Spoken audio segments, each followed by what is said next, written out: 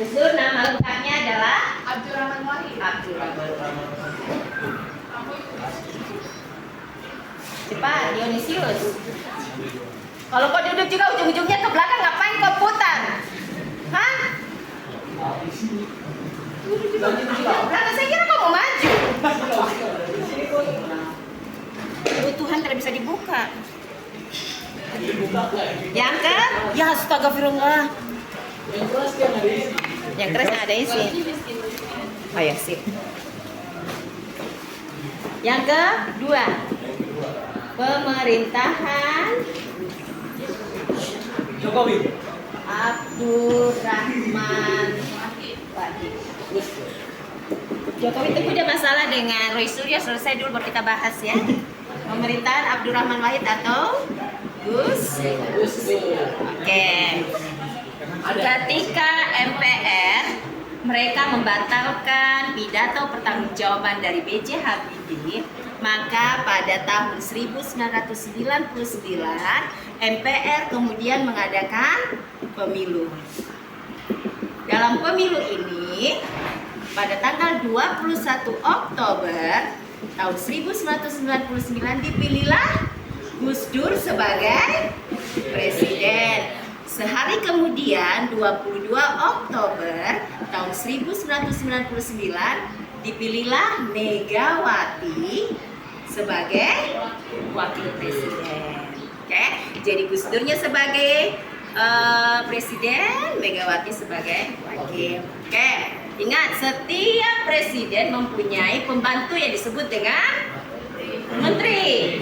Menteri disebut dengan gabungan para menteri disebut dengan kabinet. Kalau B.J. Habibie kabinetnya adalah nama kabinet B.J. Habibie adalah kabinet. Jangan tanya dong empatin dong terdapat punya catatan. Kabinet Reformasi Pembangunan. Gus Dur pun punya nama kabinet. Nama kabinetnya adalah Kabinet Persatuan Indonesia. Nama kabinetnya adalah Persatuan Indonesia. Oke, apa saja kebijakannya yang dikeluarkan oleh Gus Dur pada saat memerintah? Yang pertama, Gus Dur dia melakukan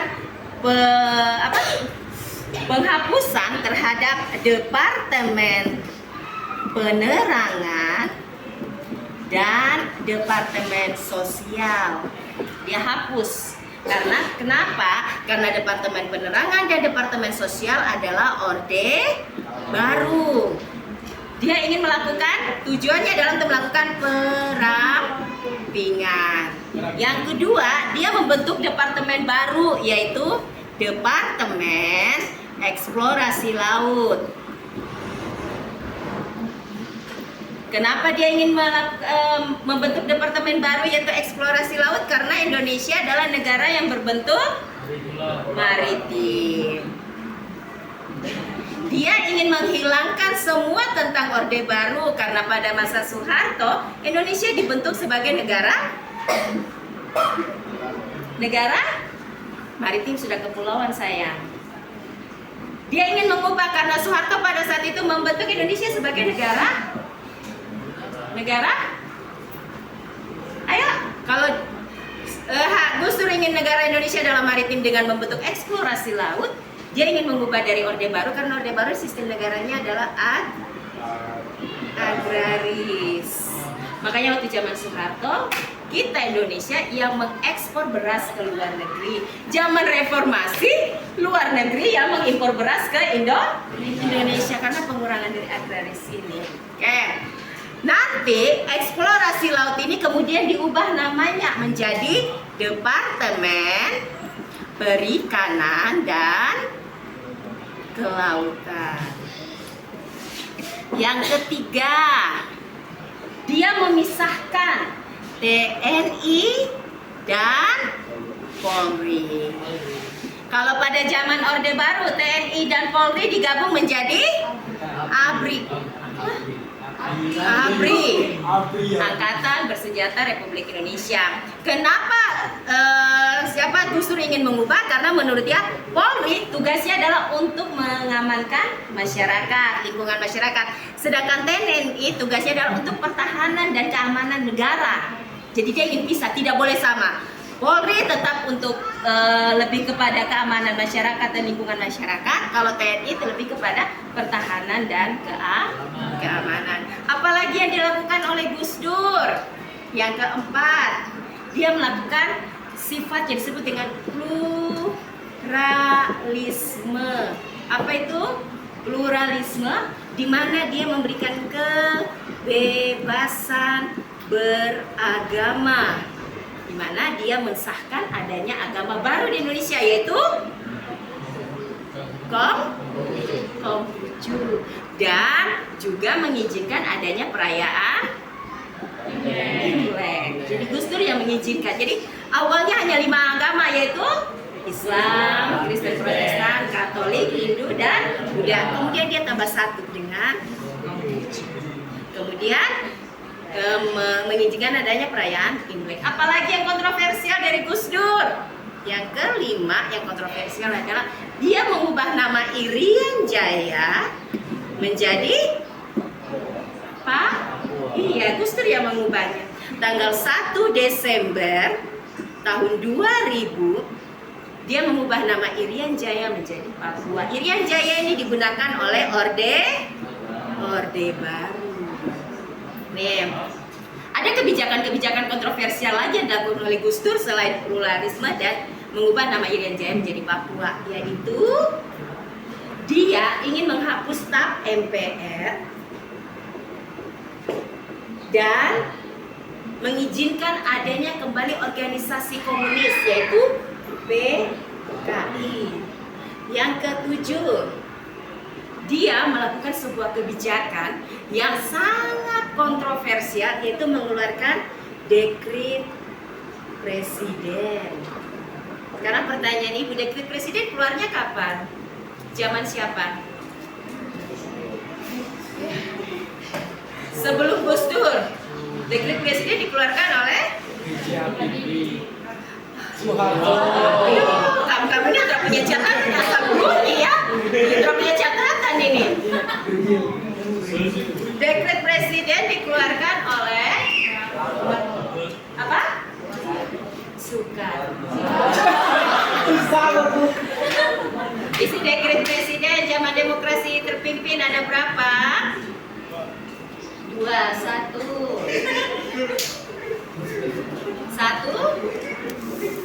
Aduh, kamu catatan mana? 1. Harap kau catatan terakhir. Isi dekret presiden berapa? Yang dikeluarkan oleh Presiden Soekarno? 2, 1.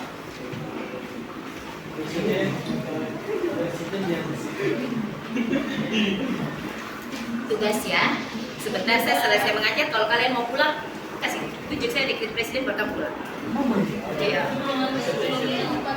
8, kontroversial dia adalah Gus Dur menginginkan agar Indonesia melakukan hubungan kerjasama dengan Israel. Itu kontroversialnya Gus Dur. Gus Dur ingin melakukan hubungan kerjasama dengan Israel. Sedangkan kalau kita melakukan hubungan kerjasama dengan Israel, berarti kita sudah melanggar Undang-Undang Dasar 1945 yang isinya adalah penjajahan di atas dunia harus dihapuskan. Karena pada saat itu Israel sudah melakukan invasi ke Palestina. Makanya tidak bisa bekerja sama karena tidak sesuai dengan Undang-Undang Dasar. Kontroversial inilah yang menyebabkan sampai Gus Dur akhirnya Gus Dur ingin diturunkan jabatannya oleh MPR. MPR itu berusaha cari mana letak kesalahannya Gus Dur sehingga mereka bisa keluarkan dia dari jabatannya sebagai presiden. Karena tidak dapat, akhirnya ada muncul 2 kasus yang melibatkan Gus Dur, yaitu kasus Bulog Gate dan kasus Brunei Gate. Kasus Bulog Gate adalah kasus di mana Gus Dur disinyalir memakai uang karyawan Bulog sebesar 35 miliar rupiah. Disinyalir. Sedangkan kasus Brunei Gate di mana Gus Dur disinyalir menggunakan uang bantuan dari Kesultanan Brunei sebesar 2 juta dolar Amerika Serikat. Akhirnya karena muncul dua peristiwa ini, akhirnya DPR mengeluarkan atau membentuk pansus. Apa itu pansus? Yang punya pasukan itu cuma militer. Ini DPR yang membentuk. Karena dua peristiwa, dua kasus ini, akhirnya DPR membentuk pansus. Apa itu pansus? Panitia khusus. Saya suka percaya dorang-dorang ini yang menjawab, sudah hancur semua materi dorang-dorang yang menjawab. Pansus, panitia khusus, di mana mereka akan memeriksa dua kasus ini. Hasil pemeriksaan pansus mengatakan iya betul, Gus Dur terlibat dalam dua kasus ini. Akhirnya kasus ini naik ke kejaksaan. Sampai di kejaksaan ternyata dinyatakan bahwa Gus Dur tidak terlibat dalam dua kasus ini. Tidak terlibat.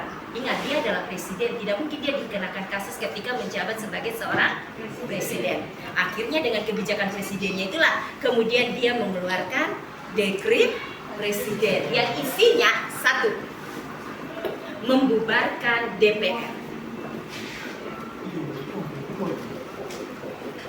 Yang kedua, mengembalikan mandat kepada rakyat.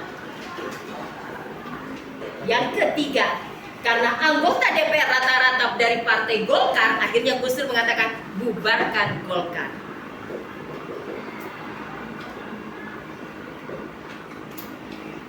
Agar dekret presidennya bisa berjalan dengan lancar, dia belajar dari Presiden Soekarno, meminta bantuan TNI dan Polri. Ketika dia meminta bantuan, minta maaf, TNI dan Polri sejak 1 Januari tahun 2000 sudah tidak terlibat dalam politik. Siapa suruh kau bubarkan kami? Siapa suruh pisahkan kami? Sekarang cari jalan. Tidak terlibat dalam politik, sehingga dekret presiden yang dikeluarkan oleh Gus Dur itu tidak dijalankan. Kemudian karena tidak dijalankan tersebut, menjadi angin segar buat MPR di bawah pimpinan Amin Rais melakukan sidang umum, kemudian menurunkan Presiden Gus Dur dan mengganti dengan Megawati. 2001 Megawati menjadi presiden. Apakah Megawati menjadi presiden berdasarkan hasil pemilu? Tidak. Karena berdasarkan Undang-Undang Nomor 8, ketika presiden mangkat, sakit atau dilengsarkan dari jabatannya, yang berhak menggantikan adalah wakilnya. Selesai Gus Dur, minggu depan kita ke Megawati. Amin Rais tidak pernah jadi presiden, anak. Jadi kita tidak akan membahas Amin Rais ya. Jangan tambah lagi presiden, ayo.